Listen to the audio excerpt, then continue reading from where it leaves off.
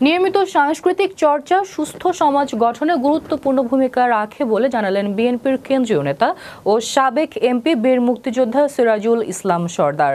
বুধবার রাতে পাকশী রেলওয়ে শিল্পগোষ্ঠীর পক্ষ থেকে আয়োজিত আলোচনা সভা ও সাংস্কৃতিক অনুষ্ঠানে প্রধান অতিথির বক্তব্যে তিনি একথা জানান। সাংস্কৃতিক সংগঠক সুমন হোসেনের সভাপতিত্বে এ সময় উপস্থিত ছিলেন অধ্যক্ষ আঞ্জাম হোসেন ডন, ঈশ্বরদী উপজেলা প্রেস ক্লাবের সভাপতি ও জাতীয় সাংবাদিক সোসাইটির কেন্দ্রীয় সাংগঠনিক সচিব তৌহিদ আক্তার পান্না, ব্যবসায়ী আক্তার হোসেন, বিএনপি নেতা মোহাম্মদ আলী কাজল সহ বিশিষ্ট ব্যক্তিবর্গ।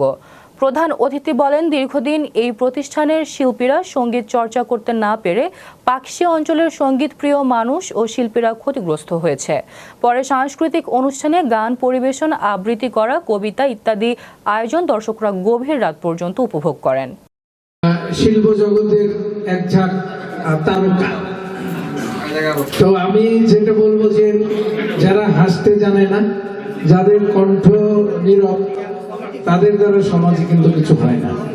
এই জন্য আমি বলবো যে রেলওয়ে শিল্পী গোষ্ঠী, বাংলাদেশ আওয়ামী লীগ ক্ষমতায় ছিল, জোর করে দীর্ঘ 15-16 বছর আমাদের কণ্ঠগুলোকে স্তব্ধ করে রেখেছিল। আজকে আমরা মুক্ত কণ্ঠে গান গাইবো, মানুষের সঙ্গে কথা বলবো।